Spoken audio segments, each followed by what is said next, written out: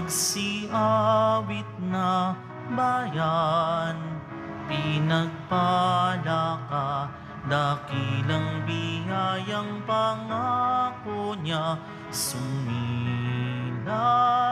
na. Sinauna mong hangarin, ang tao nga'y tubusin, upang siya ay makapiling, mapag-irog na Diyos natin.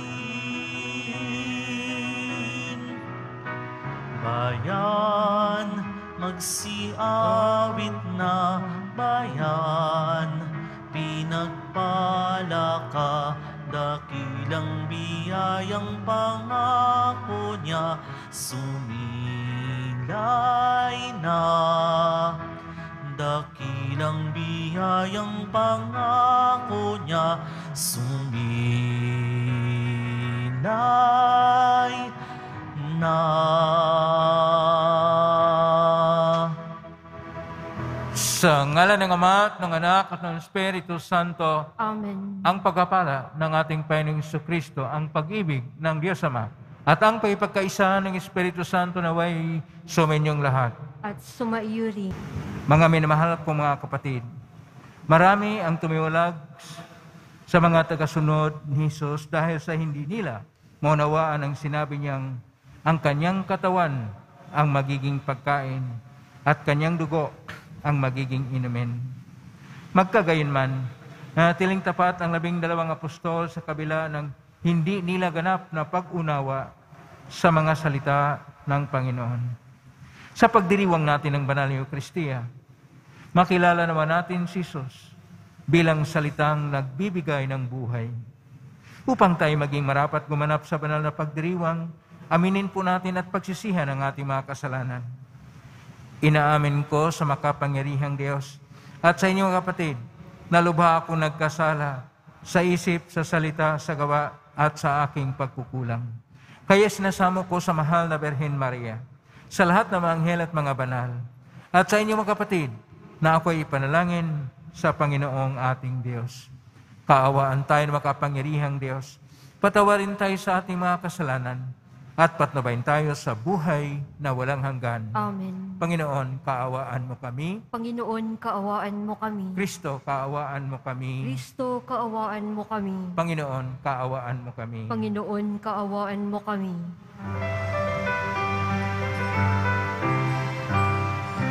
Luwalhati sa Diyos sa kaitaasan, kaloob sa lupa ay kapayapaan.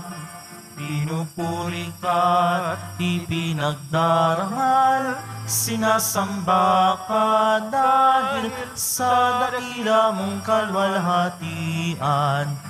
Panginoon naming Diyos, Hari ng langit, Amang makapangyarihan, Panginoon Jesucristo, buktong na anak ng Diyos, Kordero ng Ama.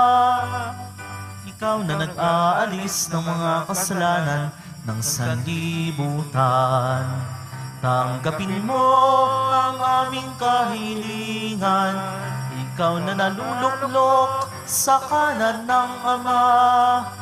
Maawa ka sa amin, ikaw lamang ang banal, Panginoong Jesucristo, kasama ng Espiritu, sa luwalhati ng Ama.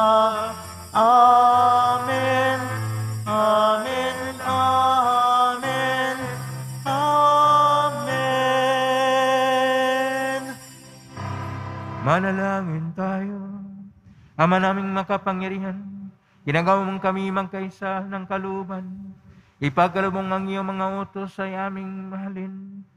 Ang iyong mga pangako ay hangarin naming tanggapin, upang sa anumang pagbabago sa paligid namin, manatiling matatag ang aming loobin, sa tunay na kasiyahang matagpuan sa iyong piling, sa pamagitan ni Kristo, kasama ng Espiritu Santo magpasawalang hanggan. Amen. Pagbasa mula sa aklat ni Josue. Noong mga araw na iyon, tinipo ni Josue sa Sikim ang lahat ng lipi. Pagkatapos, tinawag niya ang matatanda, ang mga hukom, ang mga pinuno at mga tagapangasiwa sa Israel. At sila'y humarap sa Panginoon. Sinabi niya, kung ayaw na ninyong maglingkod sa Panginoon, sabihin ninyo kung kanino kayo maglilingkod. Sa mga Diyos-Diyosang sinasamba ng inyong mga ninuno sa Mesopotamia o sa mga Diyos-Diyosang na mga Amoreo na sinasamba dito sa lupaing inyong tinatahanan. Ngunit ako, ang aking mga angkan, ay ang Panginoon lamang maglilingkod. Sumagot ang bayan, wala kaming balak na talikuran ang Panginoon at maglingkod sa mga Diyos-Diyosan. Ang Panginoon na ating Diyos ang siyang humango sa atin sa pagkaalipin sa Ehipto. Nasaksihan din namin ang mga kababalaghang ginawa niya upang tayo'y maingatan at saan tayo papadako ay mailigtas sa mga kaaway na ating nadaanan. Kaya't kami rin ay sa Panginoon maglilingkod, siya ang ating Diyos. Ang salita ng Diyos. Salamat sa Diyos. Magsumikap tayong kamtin ang Panginoong butihin. Magsumikap tayong kamtin ang Panginoong butihin. Panginooy aking laging pupurihin, sa papasalamat di ako titigil. Aking pupurihin kanyang mga gawa, kayong naapi, makinig at matuwa. Magsumikap tayong kamtin ang Panginoong butihin. Kinukop-kop ng Diyos ang mga matuwid, at ang taghoy nila'y kanyang dinirinig. Nilipol niya ang mga yaong masasama hanggang mapawi sa isip ng madla. Magsumikap tayong kamtin ang Panginoong butihin. Agad dinirinig ang daing ng mga matuwid. Iniligtas sila sa mga panganib. Tumutulong siya sa magsisipayo. Ang walang pag-asa ay hindi binibigo. Magsumikap tayong kamtin ang Panginoong butihin. Ang taong matuwid, masularanin man sa tulong ng poon, agad maibsan. Kukop-kupin siya ng lubos-lubusan, kahit isang butoy hindi magagalaw. Magsumikap tayong kamtin ang Panginoong butihin. Ngunit ang masama ay sa kasamaan din sa taglay na buhay ang siyang kikitil. Mga lingkod niya ay kanyang ililigtas, sa napakukupkup siyang mag-iingat. Magsumikap tayong kamtin ang Panginoong butihin.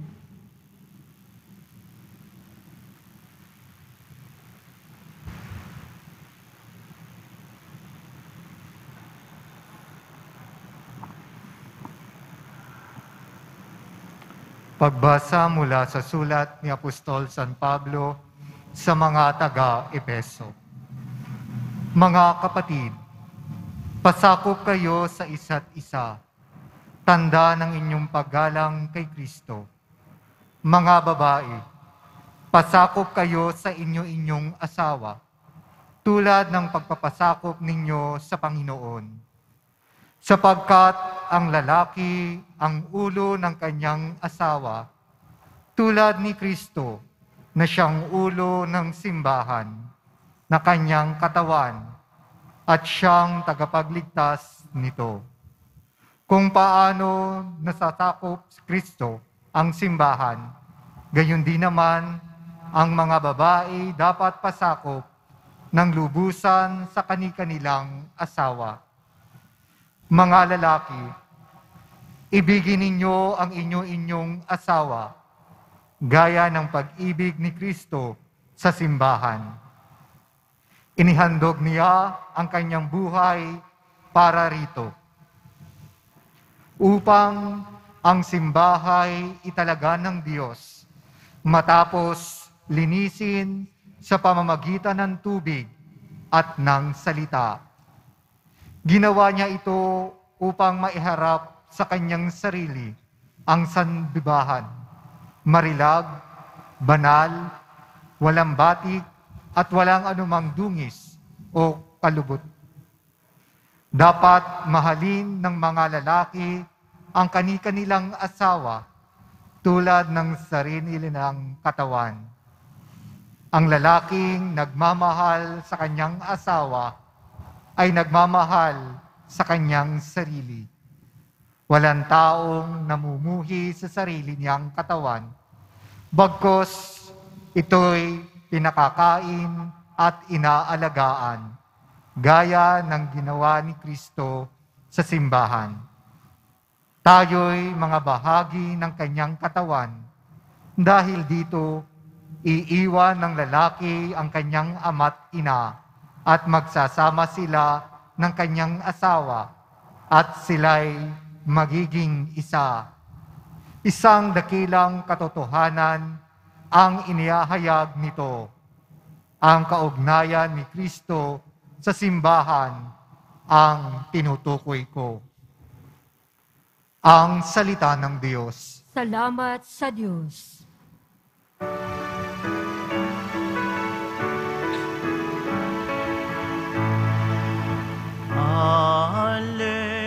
Alleluia, Alleluia, Alleluia,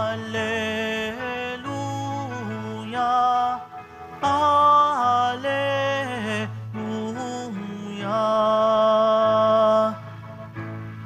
Espiritong bumubuhay,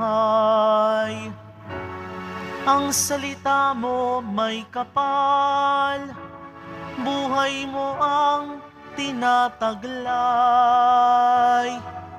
Alleluia, Alleluia, Alleluia, Alleluia.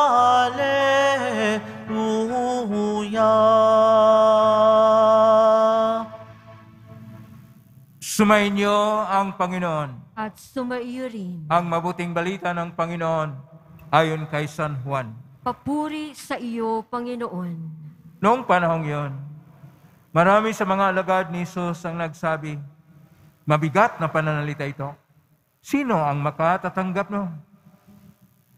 Alam ni Jesus na nagbulong-bulungan ang kanyang mga alagad tungkol dito. Kahit sinabi niya, dahil ba rito'y tatalikuran na niyo ako? Gaano pa kaya kung makita ninyong umaakyat ang anak ng tao sa dati niyang kinaroroonan? Ang Espiritu, ang nagbibigay buhay, hindi ito magagawa ng laman. Ang mga salitang sinabi ko sa inyo ay Espiritu at buhay. Ngunit may ilan sa inyong hindi nananalig sa akin. Sapagkat talastas ni Jesus, buhat pa nung una, kung sino-sino ang hindi nananalig sa Kanya at kung sino-sino ang magkakanulo sa Kanya. Idinugtong pa niya, yan ang dahilan kaya ko sinabi sa inyo na walang makakalapit sa akin malibang loobin ito ng Ama. Mula nooy marami sa Kanyang mga alagad ang tumalikod at hindi na sumama sa Kanya. Kaya tinanong ni Jesus ang 12, Ibig din ba ninyong umalis? Sumagot si Simon Pedro, Panginoon, kanino po kami pupunta? Nasa inyo ang mga salitang nagbibigay ng buhay na walang hanggan. Naniniwala kami at ngayon natitiyak namin kayo ang banal ng Diyos. Ang mabuting balita ng Panginoon. Pinupuri ka namin, Panginoong Hesukristo. Magandang araw po, mga kapatid ko ni Kristo. Darating sa buhay ng tao ang napakabigat na pagsubok sa buhay. sa isa mang pamilya, sa isa mang grupo, sa isa mang komunidad, o sambayanan, lahat ay may pagsubok. At gaya ng tanong ng Panginoon, dahil ba rito itatalikuran niyo ako? Ang pagtitiwalag, ang pagtatalikod. Kuminsan, ang pagkawasak ng samahan ng pamilya o ng sambayanan ay dahil sa kawalan na ng panalig, sa kawalan na ng pagtitiwala, sa kawalan na ng tunay na kabukasan sa isa't isa. Kaya atin pong napakinggan sa ating unang pagbasa sa aklat ni Josua, Kabanata 24, talata 1 hanggang 18. Na ang mga hinirang na bayan ng Diyos sa mga Israelita ay nagsamba ng Diyos-Diyosan, umalis na ang iba sa kanila sa pananalig at panampalataya kay Panginoong Diyos na si Yahweh. Kaya tinanong sila ni Josue at sinasabi, kanino ba kayo mananalig na Diyos? Sa mga Amoreo, sa mga Diyos-Diyosan, sa mga ninuno? So sabi ni Josue, siya at ang kanyang angkan ay para lang kay Yahweh. Itong tinatawag na kuminsan ang krisis ng panampalataya, ang krisis ng pananalig, ang krisis na kung saan na mayroong pagtitiwalag, mayroong paghihiwalay, mayroong pag-alis at mayroong pagkawatak-watak ay dahil bahagi lang ng kasaysayan ng tao. Ngunit kung mayroong pagpapasakop sa isa't isa, kung mayroong kabukasan at pagtanggap sa isa't isa, ay manatili na nagkaugnay-ugnay, natiling nagkakaisa, natiling buo ang sambayanan. Kaya sa ating palang pagbasa sa sulat ni San Pablo taga Epeso, Kabanata 5, talata 31 hanggang 32, sinasabi ni San Pablo, mga babae, pasakop kayo sa inyong asawa. Kayo mga lalaki, mahalin ninyo ang inyong asawa, gaya ng inyong sarili.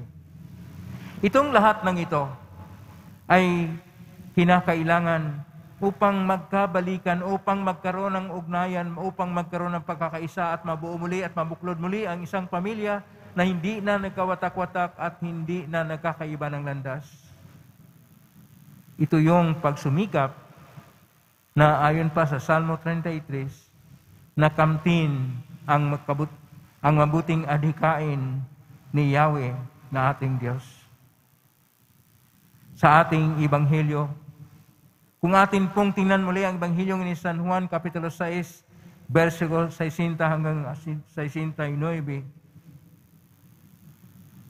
napakabigat para sa mga alagad, sa mga disipulo ng ating Panginoon, na sinabi niya, ang aking laman ay pagkain, ang aking dugo ay inumin, at upang magkaroon ng buhay, kakanin ang kanyang laman, inumin ang kanyang dugo, sapagkat ito ay tunay na pagkain at tunay na inumin. Ang kahulugan po dito ay, handa akong mag-alay ng aking buhay sa inyo, handang mamatay para sa inyo, ano naman ang gagawin nyo? Ibig sabihin hanggang magiging martir. Ano ba ang may alay ninyo para sa akin? Handa ba rin kayong mag-alay ng buhay? Kaya, tinanong ng Panginoon ang kanyang 12 na mga apostol na yun yung naiwan.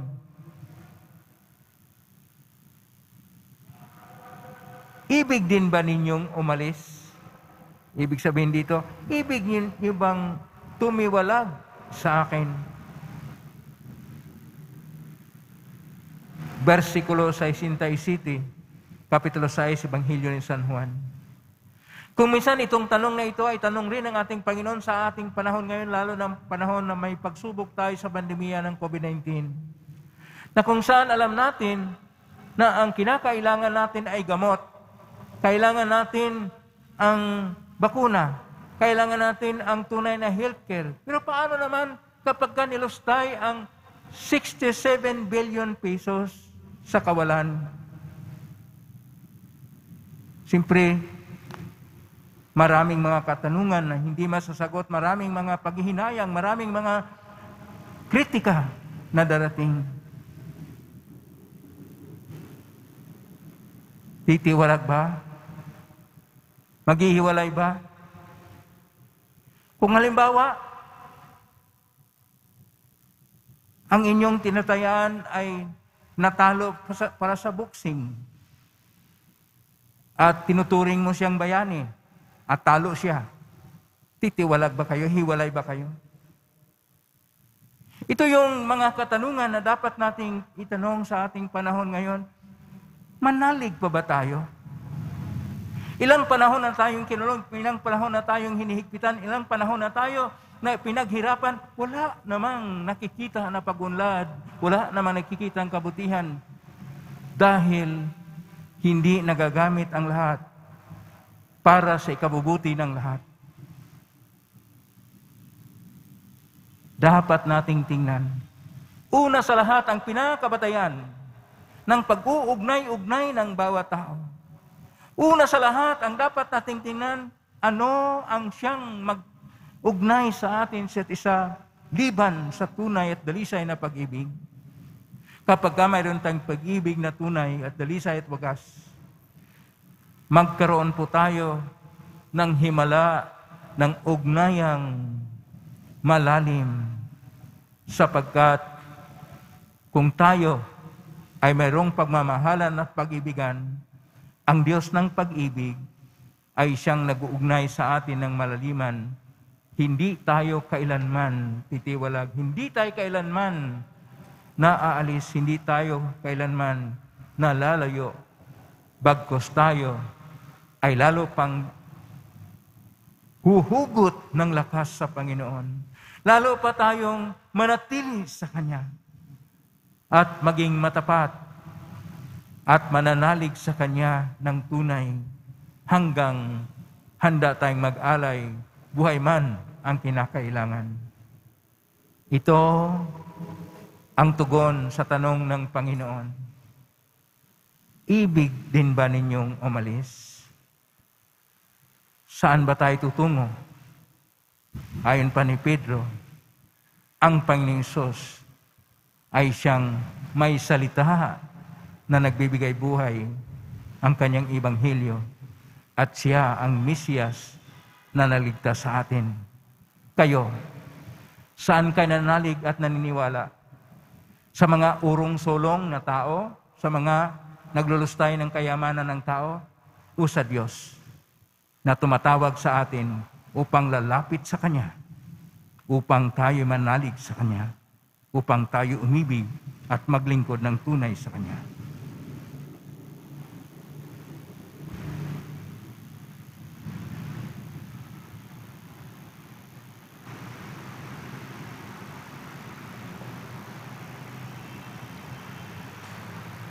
Ipahayag natin ngayon ang ating pananampalataya. Sumasampalataya ako sa Diyos amang makapangyarihan sa lahat na may gawa ng langit at lupa. Sumasampalataya ko kay Jesucristo, isang anak ng Diyos, Panginoon nating lahat. Nagkatawang tao, siya lalang ng Espiritu Santo, ipanak ni Santa Maring Birhen, pinagpakasakit ni Poncio Pilato, ipinako sa krus na matay, nilibing, nanausuran ng mga yumao. Na may 3 araw na buhay na muli, umakyat sa langit na luklok sa kanan ng Diyos amang makapangyarihan sa lahat. Doon, magmumulang paririto at hukom sa nabuhay at matay na tao. Sumasampalataya naman ako sa Diyos Espiritu Santo, sa banal na simbahang Katolika, sa kasamahan ng mga banal, sa kapatawaran ng mga kasalanan, sa pagkabuhay na muli ng matay na tao at sa buhay na walang hanggan. Amen. Minamahal ko mga kapatid, manalangin tayo sa Diyos nating Ama upang maging matatag tayo sa ating pananampalataya. Siya nawa ang ating maging matibay na sandigan sa pagharap ng mga pagsubok at unos ng buhay, at manalangin po tayo. Panginoon, dinggin mo kami. Panginoon, dinggin mo kami. Maging lakas nawa ng aming Santo Papa, mga obispo, mga pari at mga diakono ang inyong salita upang patuloy nilang ipahayag ang mabuting balita ng tapat at may paninindigan. Manalangin tayo. Panginoon, dinggin mo kami. Sumalig nawa kay Jesus, siyang salitang nagbibigay buhay, ang mga namumuno sa aming bayan. Huwag nawa silang masilaw sa kayamanan at kapangyarihan. Manalangin tayo. Panginoon, dinggin mo kami. Maging matatag nawa ang mga frontliners, mga doktor, nurse, at lahat ng mga nagmamalasakit para mapigilan ang pagkalat ng COVID-19.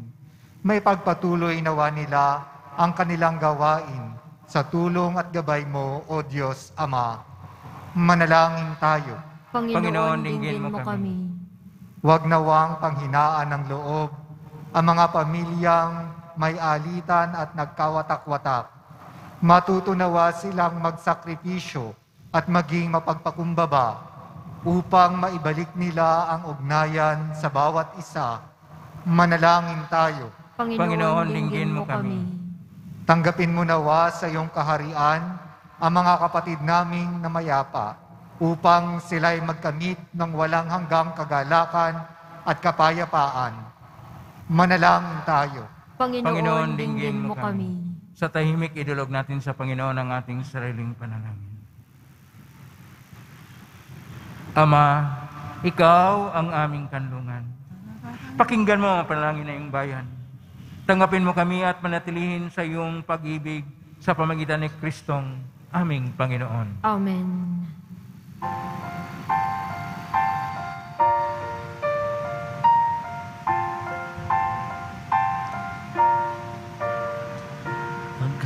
Paghahanda ng alay ay narito poon, ang alak at tinapay dala sa altar mo.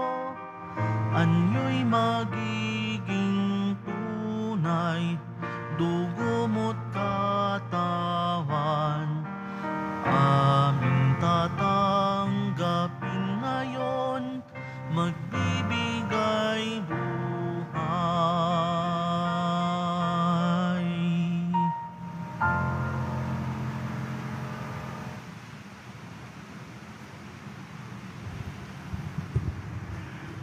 Manalangin kayong kapatid upang paghahain natin ay kalugdan ng Diyos Amang makapangyarihan. Tanggapin nawa ng Panginoon itong paghahain sa iyong mga kamay, sa kapurihan niya at karangalan, sa ating kapakinabangan at sa buong sambayanan niyang banal.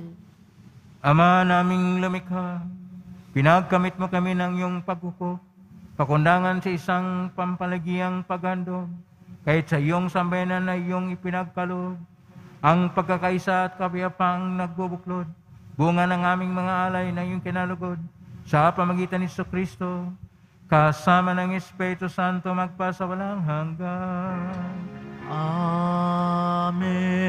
Amen. Sumainyo ang Panginoon. At sumaiyo rin. Itaas sa Diyos ang inyong puso at diwa. Itinaas na namin sa Panginoon. Pasalamatan natin ang Panginoong ating Diyos. Marapat na siya ay pasalamatan. Ama naming kapangyarihan, tunay marapat ni kay aming pasalamatan sa pamagitan ni Kristo na aming Panginoon. Lubang nabagbag ang kanyang loob sa pagkakamali ng tao sa sansinukob.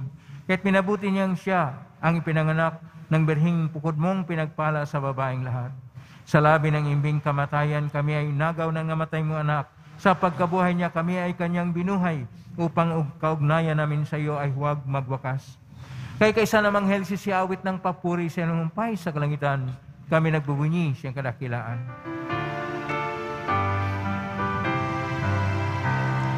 Banal ka poong may kapal, banal ang iyong pangalan, banal ang iyong kaharian. Langit lupa'y nagpupugay sa iyong kadakilaan.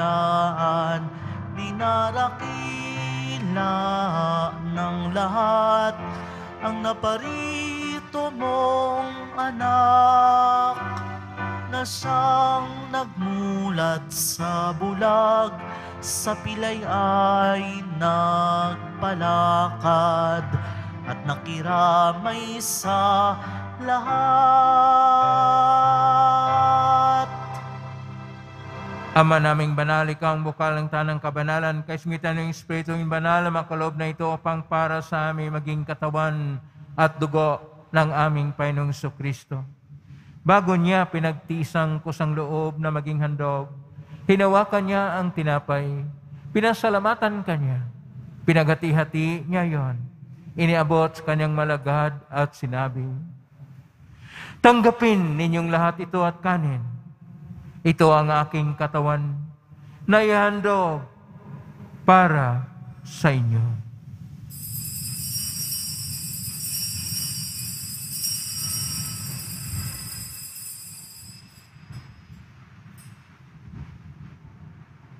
Gaya naman ang matapos ang hapunan, hinawakan niya ang kalis, muli kanyang pinasalamatan. Inabot niya ang kalis kanyang malagad at sinabi, "Tanggapin ninyong lahat ito at inumin. Ito ang kalis ng aking dugo ng bago at walang gangtipan.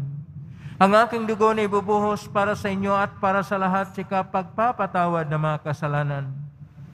Gawin niyo ito sa pag-alala sa akin."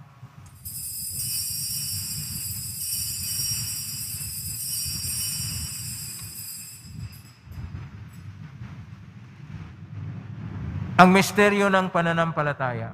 Si Kristo ay gunitain, sarili ay inihain, bilang pagkait inumin, pinagsasaluhan natin hanggang sa siya'y dumating. Ama, ginagawa namin ang pag-alala sa pagkamatay at muling pagkabuhay ng anak. Kaya't iniaalay namin sa iyo ang tinapay nagbibigay buhay at ang kalis na nagkakaloob ng kaligtasan.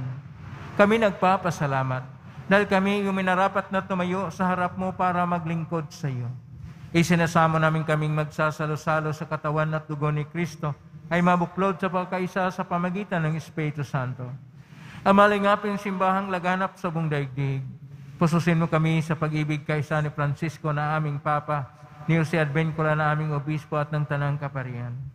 Alalahanin mo rin mga kapatid namin na may pag-asang sila muling mabuhay ganyan ang lahat ng mga pumanaw.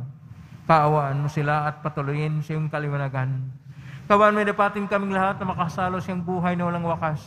Kaysa naman na Birhen Maria, ni Ina ng Diyos, ng kabiyak ng puso niyang San Jose, kaysa ng mga apostol, ni San Juan Bautista, ni San Roque, ni San Lorenzo Ruiz de Manila, ni San Pedro Calungsod at ang lahat ng mga banal na namuhay dito sa daigdig ng kalugod-lugod sa iyo.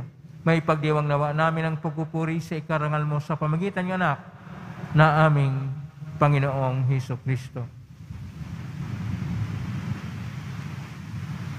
Sa pamamagitan ni Kristo, kasama niya at sa Kanya, ang lahat ng parangal at papuri ay sa iyo, Diyos Amang makapangyarihan, kasama ng Espiritu Santo, magpasawalang hanggan. Amen, amen, amen, amen.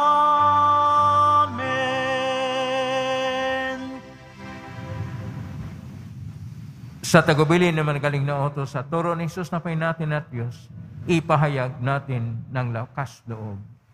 Ama namin, sumasalangit ka, sambahin ang ngalan mo, mapasa amin ang kaharian mo, sundin ang loob mo dito sa lupa para nang sa langit. Bigyan mo kami ngayon ng aming kakanin sa araw-araw, at patawarin mo kami sa aming mga sala, para nang pagpapatawad namin sa nagkakasala sa amin, at huwag mo kaming ipahintulot sa tukso, at iadya mo kami sa lahat ng masama. Hiniling namin kami iadya sa lahat ng masama, pagkalooban ng kapayapaan araw-araw. Iligtas sa kasalanan, tilay sa lahat ng kapahamakan, samantalang aming pinanabikan ang dakilang araw ng pagpapahayag ng tagapagligtas naming si Jesucristo. Sapagkat iyo ang kaharian at ang kapangyarihan at ang kapurihan, magpakailanman. Amen. Panginoong Kristo, sinabi mo si mga apostol, kapayapaan ang iniiwan ko sa inyo, ang aking kapayapaan binibigay ko sa inyo. Tunghayan mo ang aming panampalataya at huwag ang aming pagkakasala. Pagkalooban mo kami ng kapayapaan at pagkakaisa ayon sa iyong kalooban, kasama ng Espiritu Santo magpa sa walang hanggan. Amen. Ang kapayapaan ng Panginoon ay laging sumainyo. At sumaiyo rin. Magbigay kayo ng kapayapaan sa isa't isa. Kapayapaan. Kordero ng Diyos na nag-aalis ng mga kasalanan ng sanlibutan, maawa ka sa amin. Kordero ng Diyos na nag-aalis ng mga kasalanan ng sanlibutan, maawa ka sa amin. Kordero ng Diyos na nag-aalis ng mga kasalanan ng sanlibutan, ipagkaloob mo sa amin ang kapayapaan. Ito ang kordero ng Diyos. Ito ang nag-aalis na makasalanan ng sanlibutan. Mapalad ang mga inaanyayahan sa piging ng kordero. Panginoon, hindi ako karapat-dapat na magpatuloy sa iyo, ngunit sa isang salita mo lamang ay gagaling na ako. Katawan ni Kristo. Amen.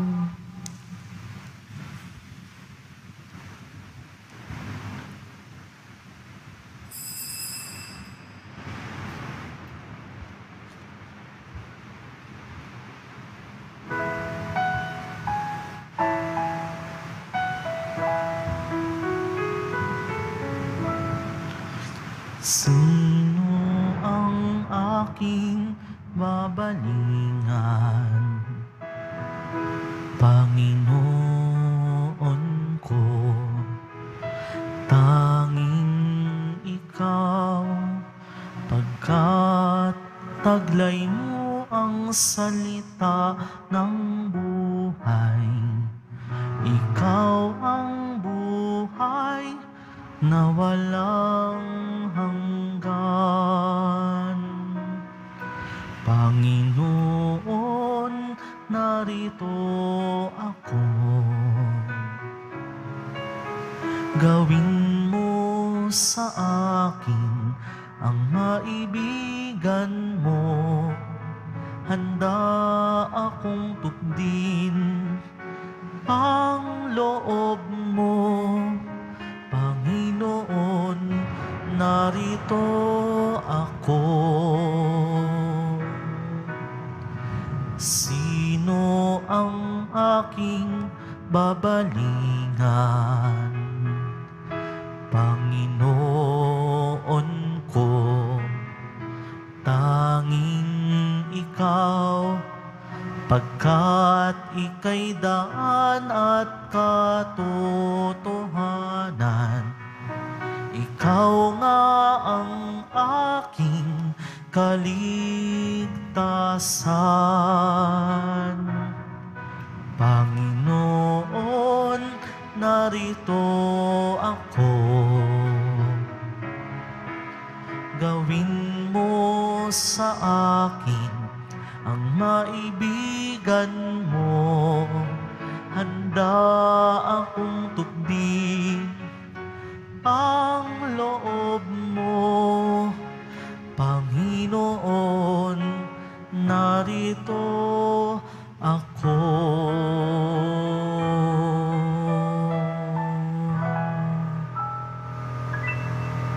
Manalangin tayo.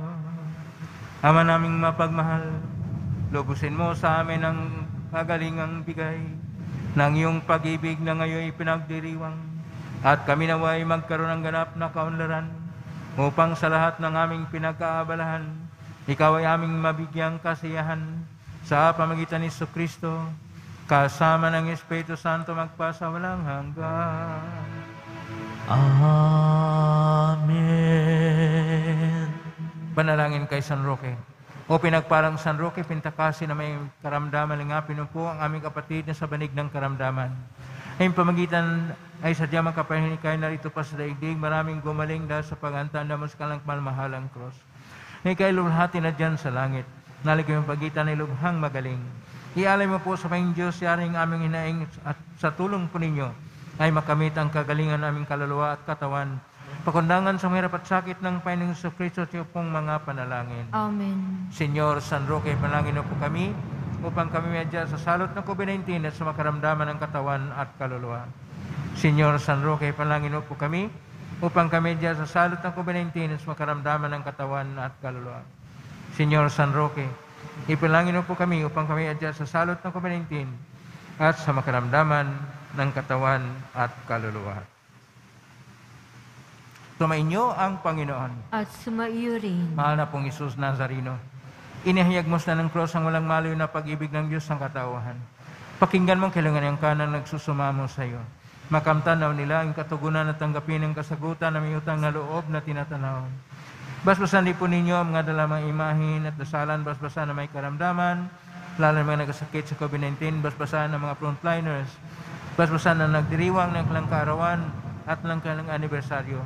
Sa pamagitan ng benisyon ito na buhay, maalala ng pangako ng sa binyag na ikaw ay kanilang ibigan at paglalingkuran bilang Panginoon magpa sa walang hanggan. Amen. Pagpalain kayo makapangyarihang Diyos, Ama at Anak at Espiritu Santo. Amen. Kumay kang taglay ang kapayapaan, pag-ibig at pag-asa ng pong Isus Nazareno. Salamat sa Diyos. Purihin natin ang pong Isus Nazareno.